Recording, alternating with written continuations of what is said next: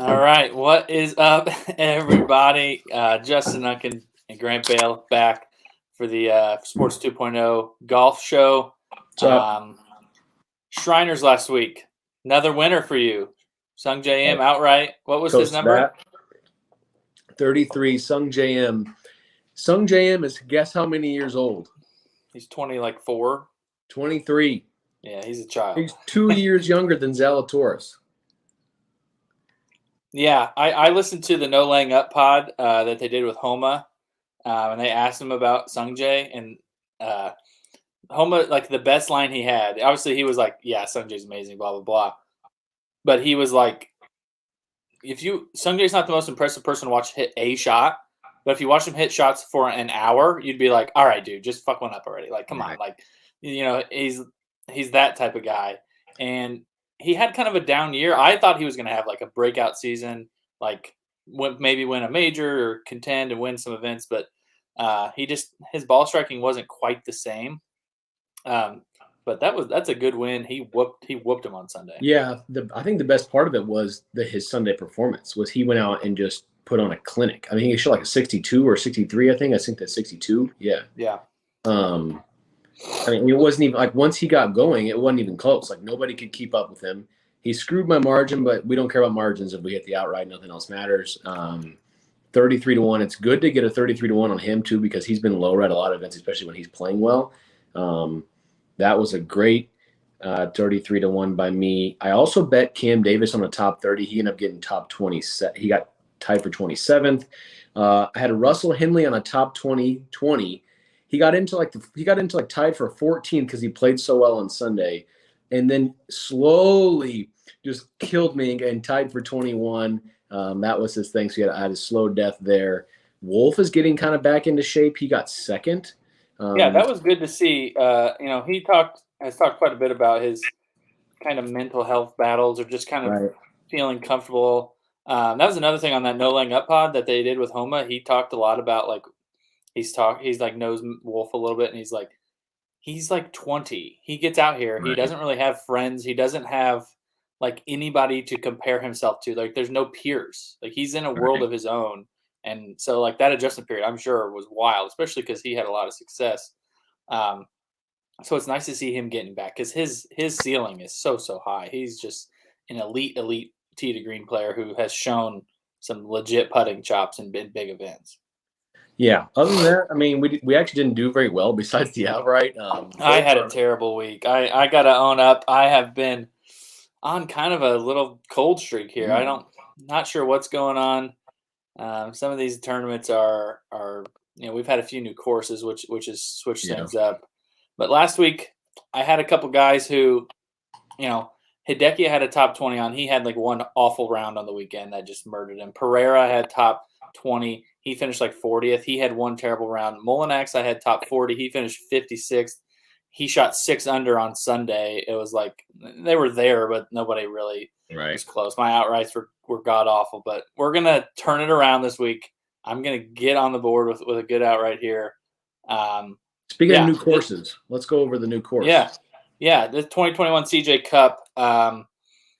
This tournament is normally held in Korea, or at least for the first 3 or 4 years. This is a Korean tournament, sponsored tournament.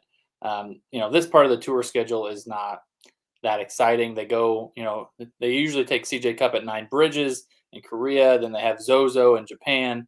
But with COVID, obviously, they didn't do that last year. They're not doing it this year. Although I think Zozo is back in Japan. But CJ Cup is this was Vegas Shadow Creek that I hit Kokrak, right? Yep, this was Shadow Creek, Kokrak. That was a good event for us. And now we're at the Summit Club, which is a very exclusive private club in Vegas. Mm-hmm. It looks unbelievable. The pictures are stunning. Crazy. Rick Rungood, he's a golf DFS, golf betting guy. He lives in Vegas. Listen to him talk a little bit about the course. And from like the aerial, it looks open. And he said like the fairways are just big. Like guys are going to be able to get after it. It plays a little bit at elevation. So it's 7,400 yards, par 72. It'll play shorter. I think that when you go to a new course and there's no data and you don't really have a lot of anecdotal stuff to go off of, like it's not some course has been around forever that a bunch of guys have played. My thing I always go to like ball striking, ball striking, ball striking. Right. I'm just going to lean into the iron players and maybe some hot putter guys who are just playing really well right now. That's really all you got to go off of it is current form and those high floor type of guys. Yeah, well, I wanted us to hit on the club itself because this club is paid for by its wealthy members. Okay, so just to put this in perspective for anybody thinking about the course is that the only way the club is funded is if the members continue to pay them. You want to keep the members happy. And how do you do that on the golf course? You give them a golf course that's playable, right? These guys are not professionals. There are a couple of professionals, McNeely, Morikawa, maybe DJ, right? Like some guys who train there or play there a lot. But in general, right, the normal member is probably a decent player, nothing crazy, needs to play a place that's playable. It's unbelievable condition. We're going to see a course, I think, this week that's going to have a lot of birdie opportunities, humongous fairways, kind of desert style where it's like if you just hit it in the fairway, you're fine. But if you don't, then you're obviously in the bull crap. But it doesn't look like you and I went to Right. Arizona last year, played some desert golf. There is distinct differences between certain courses desert golf wise. Like we played the boulders, and it was like if you're off the fairway, you're just screwed. like not finding your ball. Right. You go play TPC or a course like this, based on the aerials that I've looked at and the pictures I've seen, you're going to find your ball in the desert. Right. Like it sucks to be in the desert, but you're going to find your ball. So I don't think those guys are so good. They get it on a hard pan lie like that. It doesn't really change a lot for them as long as they don't have like brush or trees in their way. I think it's going to be up just bomb and gouge fest. The greens allegedly are pretty subtle. There's not a lot of bigs, there's not a lot of protection there. The runoff areas seem to be pretty simple. I think it's going to be like just go out and just destroy it. There's a chance it could get windy, but I don't think that would even change a lot. You're going to see it in some of my guys I have later on. Is I'm taking guys who can make birdies because you're going to have to make a lot of them to keep up this weekend. And then the field is so good in this no-cut event that you're going to have a handful of guys that play well, and if you have that many good players and they play well, it's going to be hard to keep up in an event that's going to probably end up. But I would say it's going to flirt with maybe over 25. Yeah, so I think if it gets really, if the wind really, really doesn't blow, so it'll be fun. Who do you think is your first guy on the board? Yeah, so I'm going to start off with Victor Hovland, 27-1. I just, like I was talking about earlier, when you go to a course that you just don't know, and the setup of the course it's going to favor longer hitters, probably favor those guys who are just elite ball strikers. Hovland is like elite ball striker. He popped, I think like first or second in my model this week. He's been playing really, really good golf. Yeah, he popped first, third last 50 rounds, third off the tee, fourth in approach, first in opportunities gained. He's just awesome in every category. And he's like due to win a big event. Like this isn't like a huge event, but it's a small field where we're talking 78 players, no cut. He's just like due to win one of these. He's been ball striking the hell out of it. He's gained strokes on approach in 8 straight starts. His putter has been closer to even, which is kind of what you want. And these greens might be easier. Now, I don't know that helps him. I don't want him on super hard greens, but like if he's on easy greens and everyone else is just draining putts, it might be hard for him to keep up necessarily. But he was unbelievable last week, tee to green, other than chipping. Like he gained 10.7 strokes off the tee in approach and lost 8.9 around the green. That's like he had to have chunked every chip for like 2 days to get minus 8.9. So, his tee to green game is dialed right now. And this is a similar style golf course where you can just get after it with the driver and the irons. The chipping's supposed to be pretty easy here, so hopefully he won't have that issue. The greens are a little bit bigger. Maybe he'll be on more greens, not have to chip so much. He's just super, super good, and I can see him winning an event like this, and his form is right there. Yeah, and the no-cut thing is obviously good and bad. I mean, the bad in the fact that it gives you more opportunities to have a bad day, but good in the fact that if you have a bad day in the first Thursday or Friday, that you have a chance to kind of make it back up. You won't be sitting on that cut line. You'll have an opportunity to play, to have 2 more days to play really good. He's a guy that can easily string together 3 really, really good days and then 1 so-so day and really contend. Depending how, if the so-so day is like really bad, then obviously he has no chance. But if it's just okay and the rest of them are really, really good, he'll be fine. He's actually my tournament matchup. I had some things here that I'll hit on later, but a lot of similar things to what you said. I'm actually going to stick in the same range. I have two guys at 28, and my first one being Scotty Scheffler. Scotty Scheffler was top 5 in strokes gained, no cut event performance. So all the events where no cuts, so the field's a little stronger. You have 4 days guaranteed. So I really like that about him, especially with his young age, that he can show that he can perform in these big stages. We all saw in the Ryder Cup, he beat John Rahm 1-on-1. I mean, what else do you want there? Like that's the highest. That's the highest you can go right there. So he can make a ton of birdies. He's always been good at just kind of going low when he gets going. Should be as confident as ever coming off that performances. He had a really strong year. Just hasn't got that win yet. I hope that it's going to be this week. I talked about it, that he's going to be on my card because I know his win is coming. I do not want to miss it. If I miss it, I'm going to be so mad because it's such an obvious, like, this guy is going to win a tournament. Yeah. Fifth in birdies are better than the last 36 to the field, which is great. He's right up there with all the good players. If we can get some luck on the greens, I think we'll be good because he'll give himself enough opportunities. He hits it really far. I think he'll be able to land it way out there. So I like the 28 number because I think he has a good chance to win as some of these guys that are below him. Yeah, he's I can't believe he hasn't won a tournament. He has had only a few chances, really, though. I mean, how many times has he really contended? It's kind of weird that he has. It's only been like 2, really. It's like he could have won that WGC, that match play, and then a couple years ago at PGA West, I think he was in it. He's gonna win. He's super duper talented. It's for him. It's getting it all in line for 4 straight rounds, and he's still super young. So maturing and figuring out what that looks like for him, I think is something he's got to get better at. But this is the type of tournament and the type of course where I think he could really feel comfortable. Yeah, I like it. I'm actually going to go again because my next guy's in the exact same range at 28, and that's Brooks Koepka. I think this is an easy bet. I don't really need to explain this bet too much. Brooks Koepka at 28 is kind of crazy. Brooks Koepka for majors is like under 15 sometimes. So 28 for Brooks Koepka to win a no-cut event is great. Brooks Koepka's last 2 wins, okay? The last one was Waste Management Desert Course. The one before that, WGC St. Jude, which is a no-cut event. It fits the bill. This is right here with the last 2 wins. His driver has been unbelievable. Like, if you look at his off-the-tee numbers, his last few months has been crazy. Like, his distance is way up there. He's hitting it straight, which is just great. His irons have been a little off, but, I mean, he's Brooks Koepka. It's fine with him. He can come back in the snap of a fingers. I like the 28-1 number. I'm definitely going to be betting it this week. Yeah. I mean – Brooks is one of those guys where you got to pick and choose when you want to hop on him for an outright because his level of care fluctuates depending on the tournament. But WGCs, majors, big cut, no cut event. Right. If you can catch him at a 30 on a course, that makes a ton of sense for him. The thing with Brooks is like he just has to be in it like through the first couple of days so he can, stay engaged. So it'll be interesting to see as long as he can stay close. Yeah, I was going to say we should also mention some of these guys in Las Vegas. They've been in Las Vegas for quite a while. Just wait till somebody shoots like shit Thursday or Friday. Go watch their next round the next day because it will be.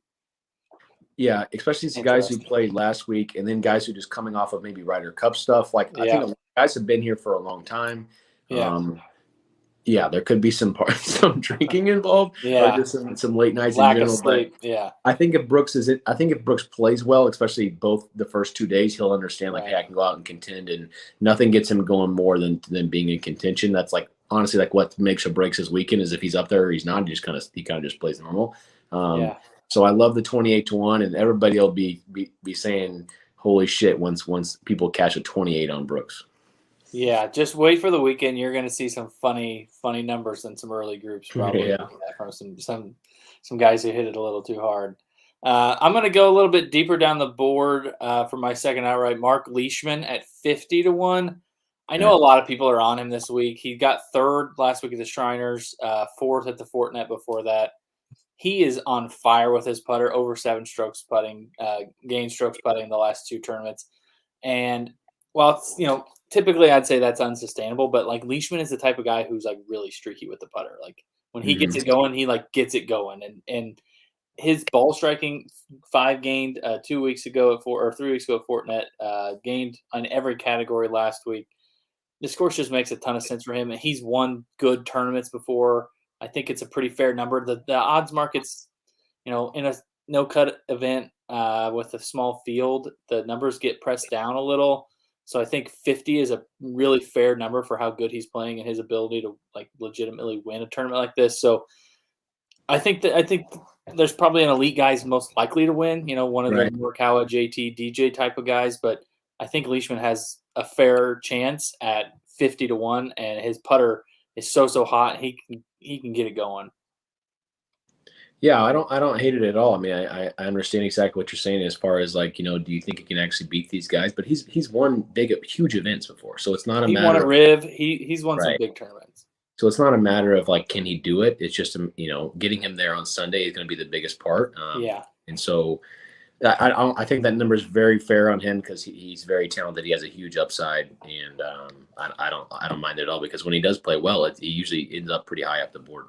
Yeah, I mean he's got 5 wins, so we'll see.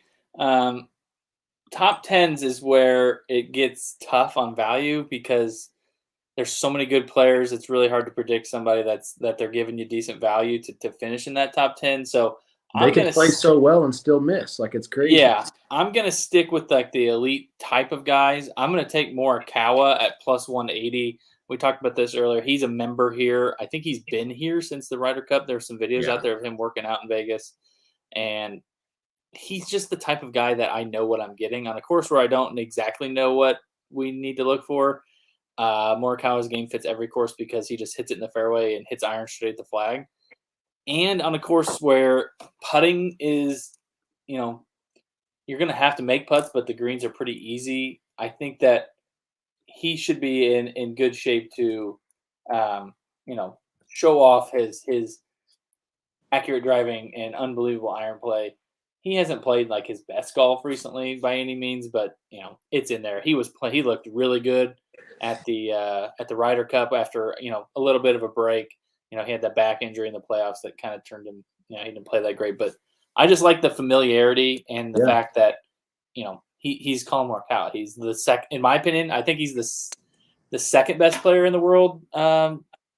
He's at least it's a conversation with him and DJ behind Rahm right now. Dude's a 2-time major champ. Yeah. Yeah, I think that he's going to be very popular. Obviously, if you're doing a DFS lineup, I mean, it's going to be hard to. Everybody's going to have him, or most lineups are going to have him. But the thing with him is the familiarity thing is a little unique because his thing is putting, right? His thing is I need to putt a little bit or putt better than neutral. That's kind of what he needs to win. Yeah. So why not be familiar or be betting on him where the course where he practices putting, right? So Like his ball striking travels everywhere. Like he could come to your local, club in Massachusetts, any random state. His ball striking is there. His putting isn't. His putting kind of comes and goes. So if this is a place where he practices, he's comfortable. He's read these greens supposedly 100 times, right? He plays here all the time. I think this number, or I think his top 10 is fair because she should be way up there. Yeah, and honestly, if I'm going up top, I know everybody's already bet him for outright, but that's where I'd go. 16-1. I think you can find him at 16 or 17, depending on the book. That's a shitty number, but I like the fact that he's played there. He knows what he's looking for. Like on this course, he doesn't have to think. Like the other guys who think, all right, I'm going to pick this line. He just hits it because he's played there a few times and he's so accurate. I think that gives him like a slight advantage. And he doesn't need much of an advantage. He's already really, really good. No, he needs one little confidence, weird knowledge thing with his putter, and it's like a wrap instantly. So I'm going to be pretty quick here. I got Scheffler on my top 10. I'm actually tired of betting these guys and not cashing top 10s on some of my outrights. It kind of makes me really mad. But I think he's going to contend this weekend, and if that's the case, then why would I not bet him at a top 10? So I like his number. It's 250. Scheffler on the top 10. A lot of stuff. I think but he's proven that he can play well in no-cut events. He hits it far. He can make a ton of birdies. I like guys who can really go low in a couple rounds. At least 2 of the 4 rounds, you're probably going to have to go like crazy low.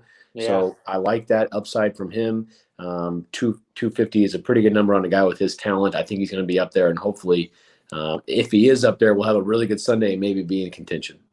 Yeah, definitely. Like we already talked about it. Yeah. Of course, makes perfect sense for him. Who do you got for 20?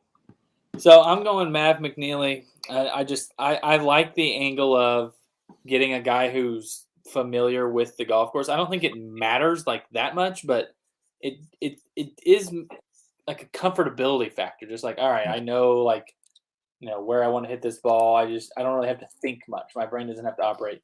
And Mav's been top 10 in strokes gained off the tee. He hits it pretty far. He's a really good driver. Mav putts it. Like, dude can make some putts. And Ben's one of his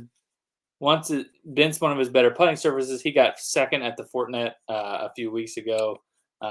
Missed the cut last week, but his numbers, he gained on approach, he gained off the tee. It wasn't anything too crazy. I don't really care so much about that.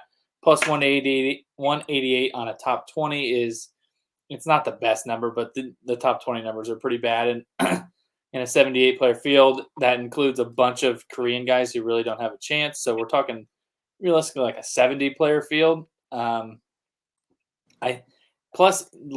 lives in Vegas, so like he can stay in his own house. Like it's just right.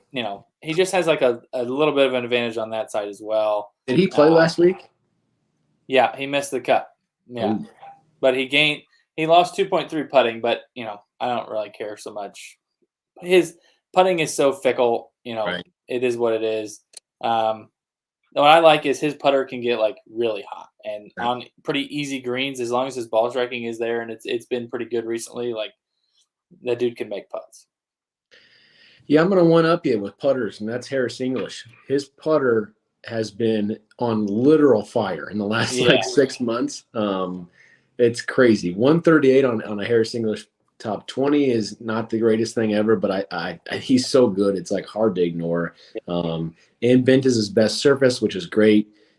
Big fairways equals a lot of opportunities for Harris English. And if Harris English has a lot of opportunities, we can ride this putter streak. I mean, if you look at his strokes gained, it's like crazy. Like it's nuts. He's been on fire. So I'm going to ride the hot streak. Hope he isn't crazy hungover, because I think he might get after it, because he's been at like Georgia tailgates. He came off the Ryder Cup. He's in Vegas. Like I think he's kind of living life right now with how good a season he had last year.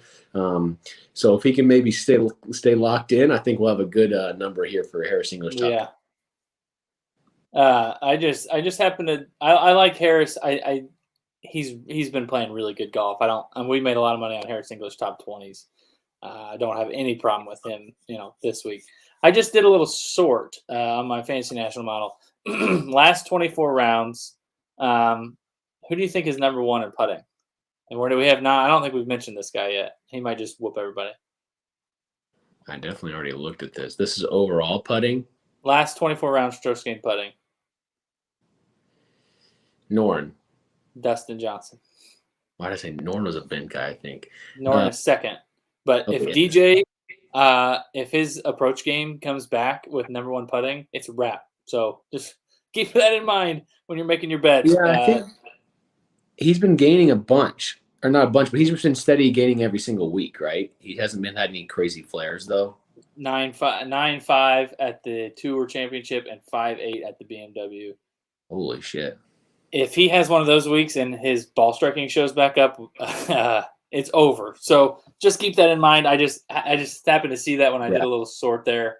That would be, it'd be fun to watch DJ just go berserk for 4 days. You got to worry about him in the city too, though. He's another one of those guys. 100%. He's a seasoned Vegas vet, though. I'm pretty sure Gretzky lives out there. He goes out there all the time. Yeah, this thing is all about how well they played the first 2 days. Like that, like if they do they give a shit on Saturday, Friday night? Like is it Friday night where you're thinking like, well, I have to shoot like 10 under to even have a chance tomorrow. Like they're probably going to drink a little bit, but if they're in the hunt, I think there's a lot of money on the line. These guys are going to take it seriously. Yeah, this big purse. Yeah. if DJ's up there and he's playing that well, I would say you're in a. If you don't have a ticket on him, you're in trouble. Yeah. Matchups this week. I'm going to fade. It's not necessarily the guy. I don't love necessarily the guy that I'm betting on, but I'm taking Justin Rose plus 105 over Fleetwood. I have quite literally no idea why Fleetwood is the favorite in this matchup. He's been just Awful. dog crap for months and months and months. Awful. He's been bad pretty much at everything. If you look at this list, over the last 24 rounds, he's 68th in my model, and that includes a bunch of guys who really don't even qualify because they're so bad. I don't know why Rose is an underdog to him. Rose has played some decent golf. During the playoffs, he had one really nice tournament. I don't think he made the top. He played the Wyndham, got 10th at the Wyndham, and he missed out on the Tour Championship just because he hadn't played a lot of golf this year. But he's been making a lot of birdies too. He's been playing good. He's been playing pretty good golf, and Fleetwood has just sucked. So I don't know why Fleetwood is a favorite to anyone. So that's kind of my rationale here. Well, I'm going to fade another Euro guy with you, and that's Tyrrell Hatton.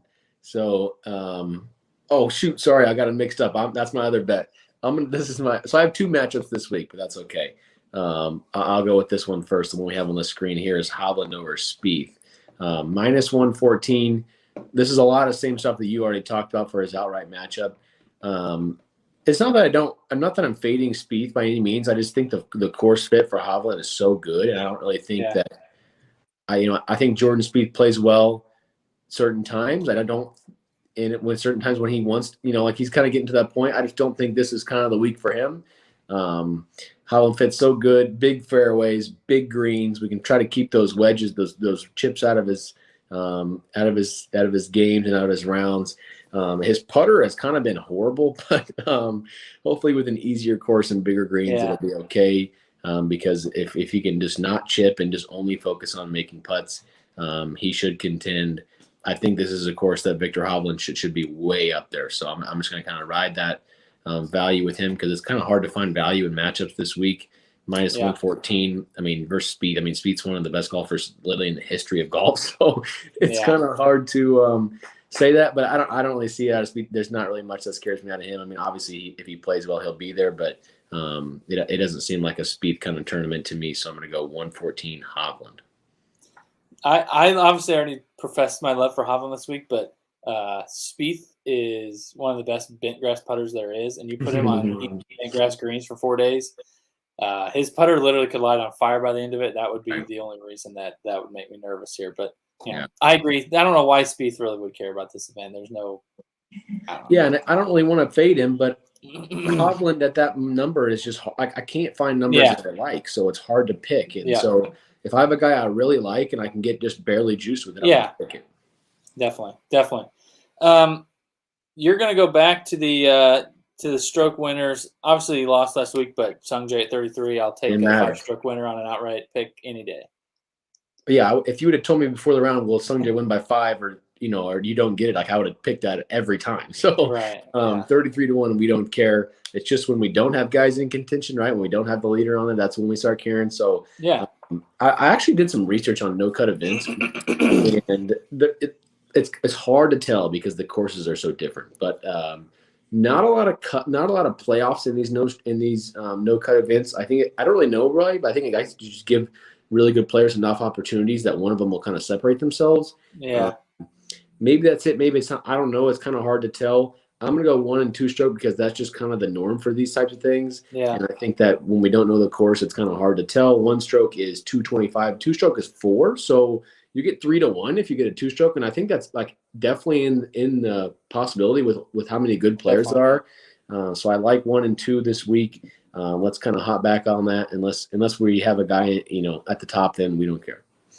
Yep, definitely.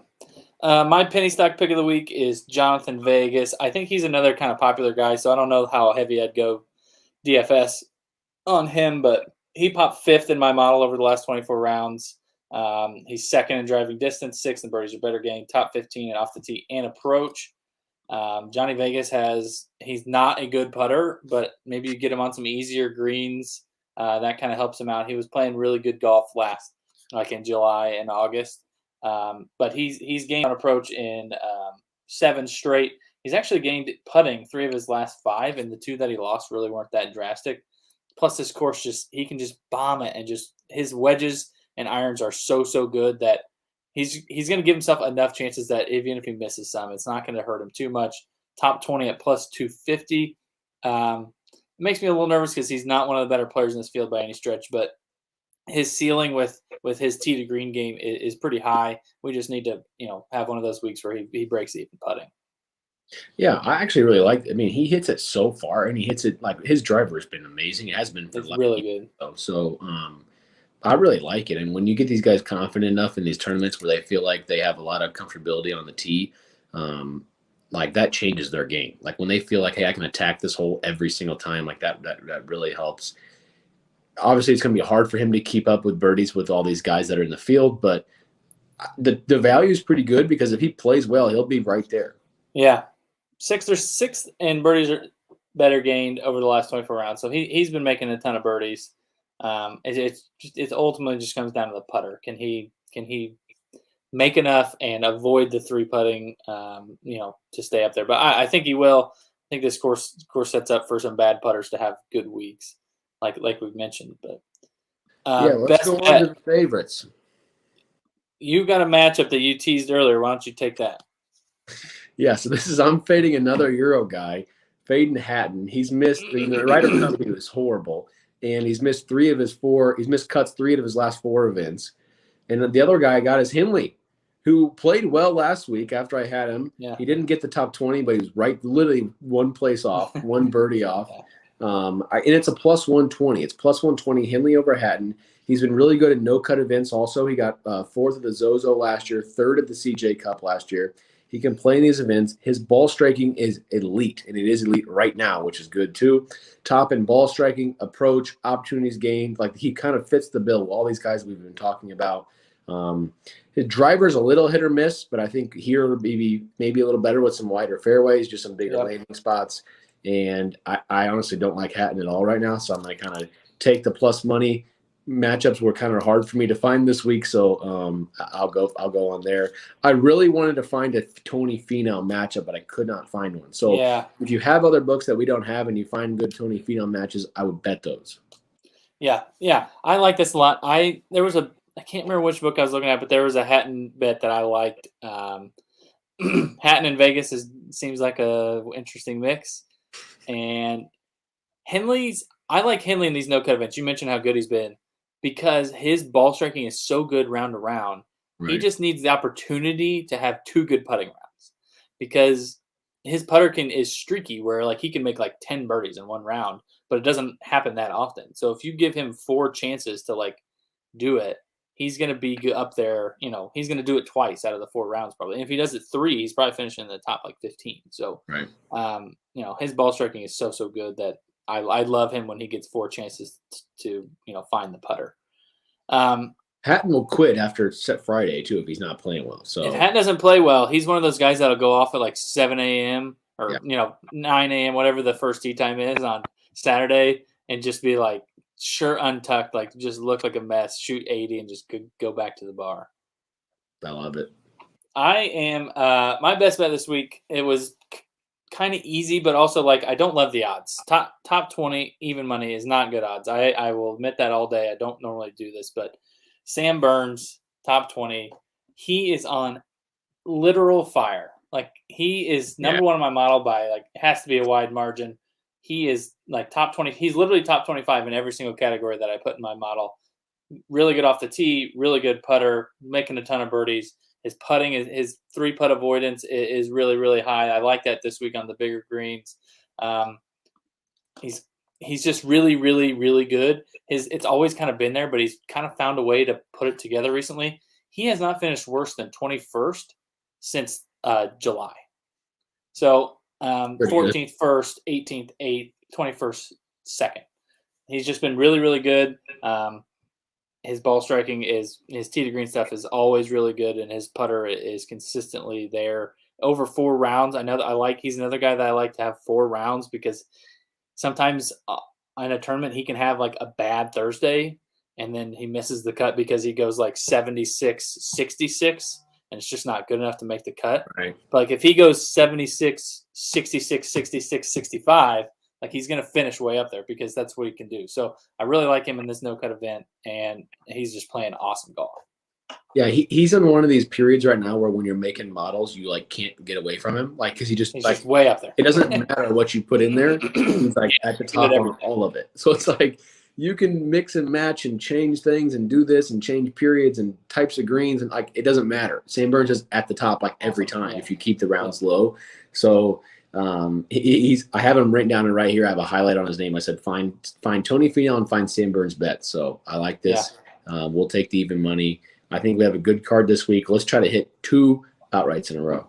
Yeah, let's do some damage this week. I'm looking for a nice bounce back.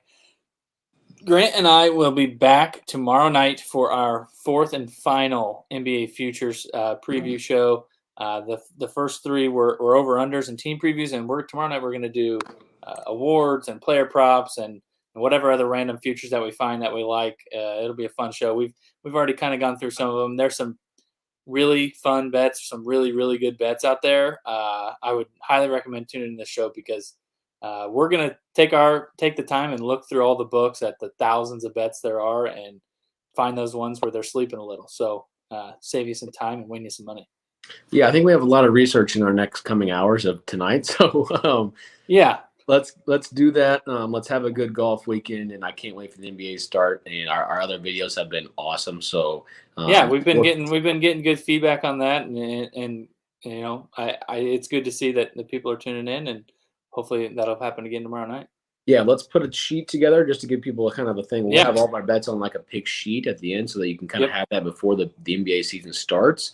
And then once all those cash at the end of the year will be perfect because you are going to win all those in-season tickets, and then at the end you just have like extra fun money, so it's gonna be great. It's a fun time. NBA futures are the research process for NBA futures. I just love it, and then you get to sit there and watch those picks all year and see them.